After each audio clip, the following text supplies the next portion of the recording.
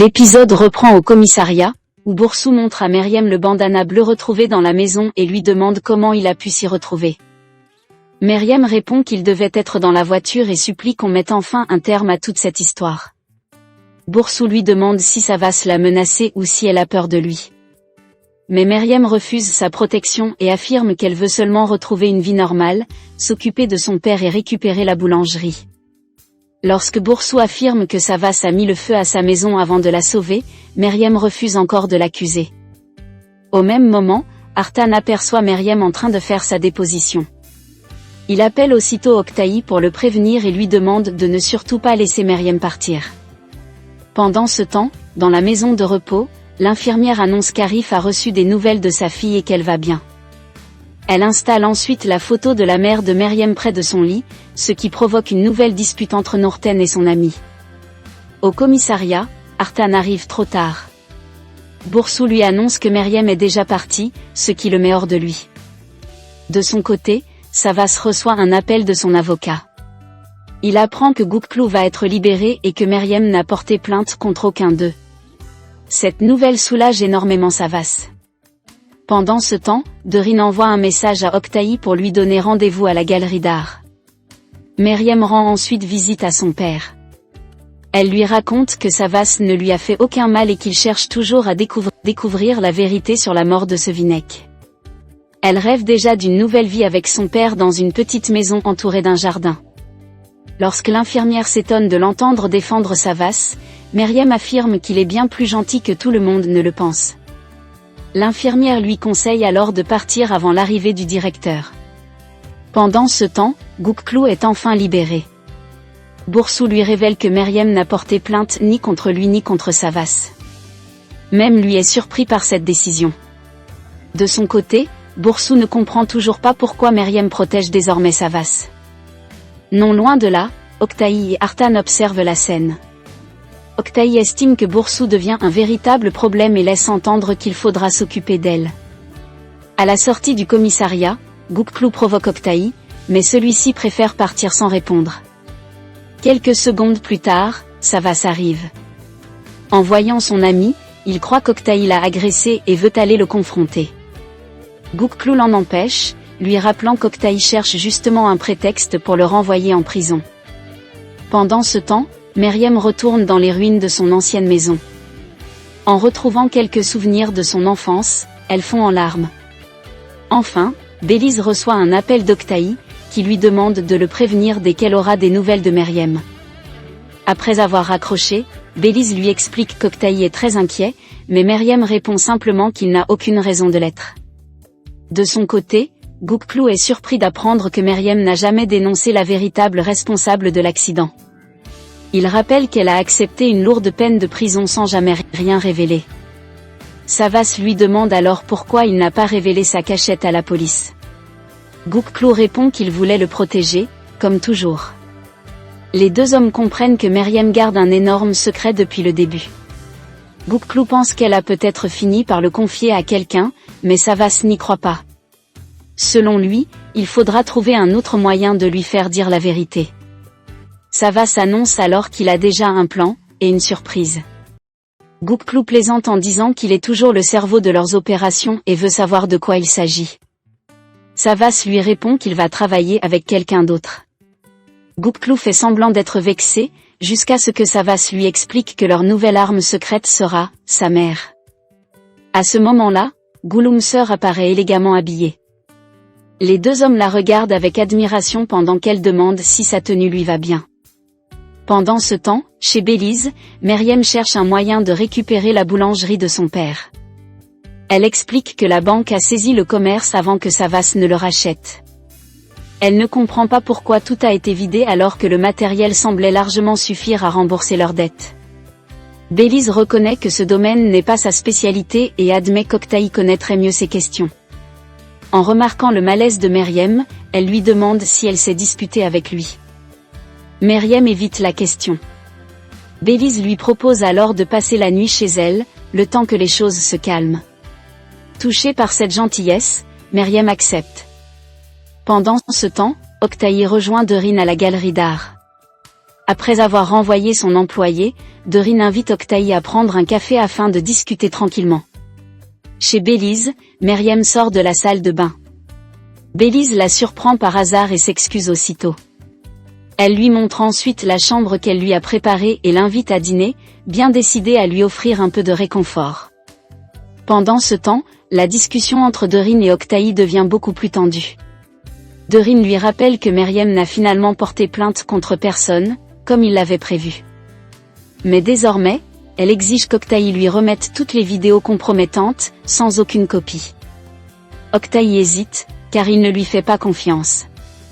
Doreen lui rappelle alors qu'il a lui-même envoyé la femme qu'il prétendait aimer en prison pendant 8 ans. Elle n'a donc aucune leçon à recevoir de lui. Oktay la menace à son tour et lui promet qu'elle regrettera le moindre faux pas.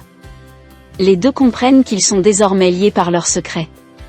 Chez Belize, Meriem fait sécher ses vêtements lorsque Belize lui demande comment elle a rencontré Oktay. Meriem raconte qu'ils se sont connus à l'université il y a plusieurs années. Belize est surprise d'apprendre qu'Oktay ne lui avait jamais parlé de cette relation.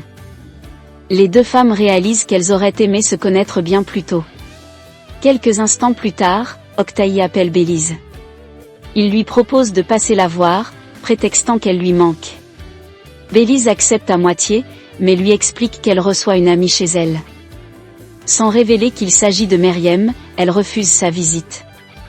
Intriguée, Oktay insiste, mais Belize préfère garder le mystère. Après avoir raccroché, Meriem s'inquiète de déranger et propose de partir.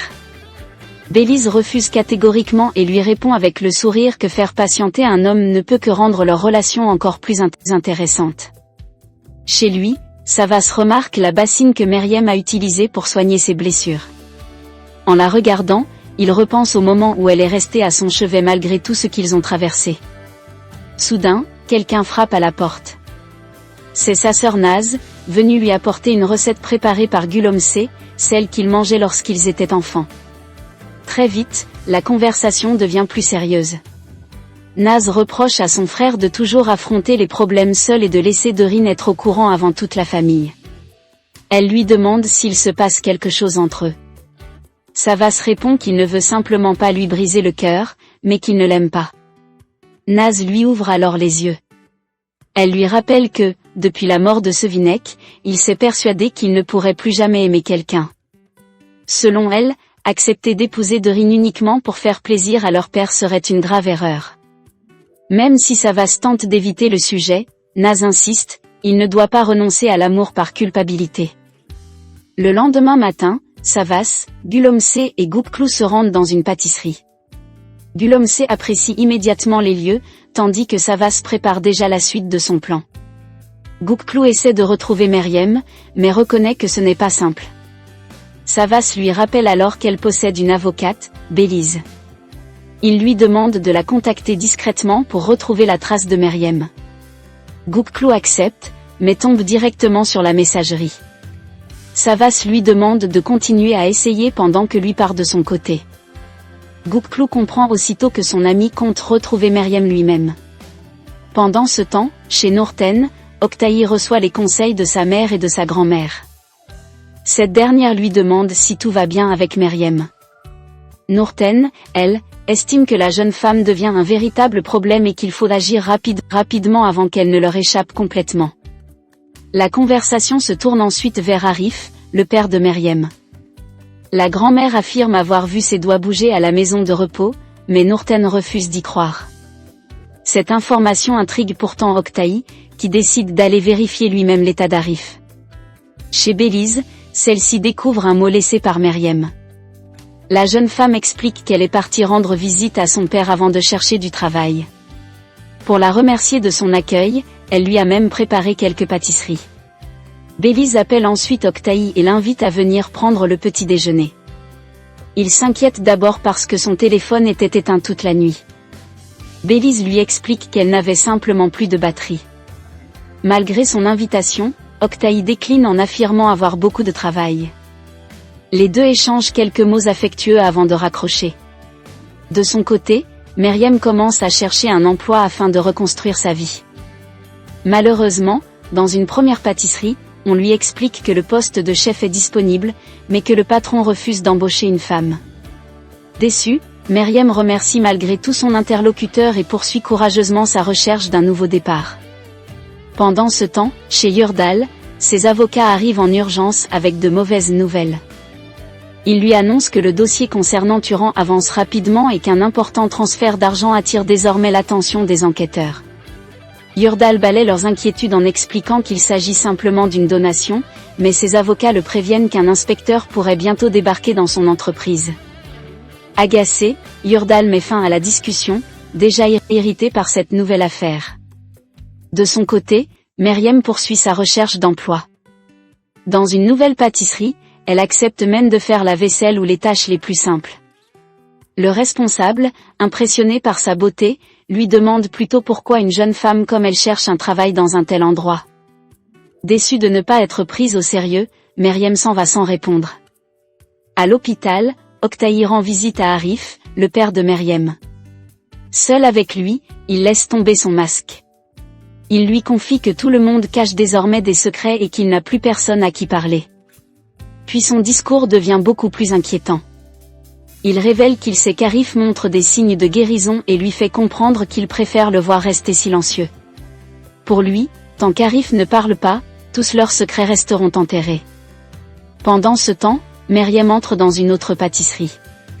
Après avoir goûté un gâteau, elle félicite le pâtissier, puis lui suggère de préparer lui-même sa levure pour améliorer encore le goût tout en réduisant ses dépenses.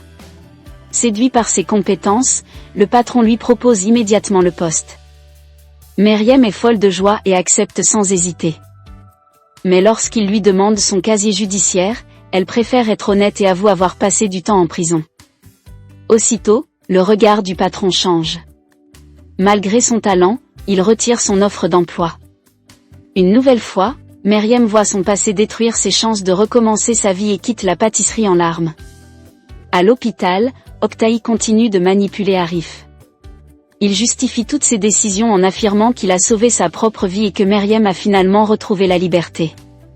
Puis il menace ouvertement son futur beau-père. Si Arif guérit et révèle un jour toute la vérité à Meryem, il promet qu'il ne le laissera pas vivre assez longtemps pour parler. À cet instant, le médecin entre dans la chambre. Oktay retrouve aussitôt son visage bienveillant et demande des nouvelles d'Arif. Le médecin confirme que les signes sont très encourageants. Non seulement il retrouve progressivement la mobilité, mais il pourrait également recommencer à parler. Cette annonce inquiète profondément Oktay. Pour garder le contrôle, il propose aussitôt de transférer Arif dans une clinique spécialisée dirigée par le célèbre docteur Aldoun Kozansi. Malgré le coût très élevé du traitement, Oktay affirme qu'il paiera lui-même tous les frais.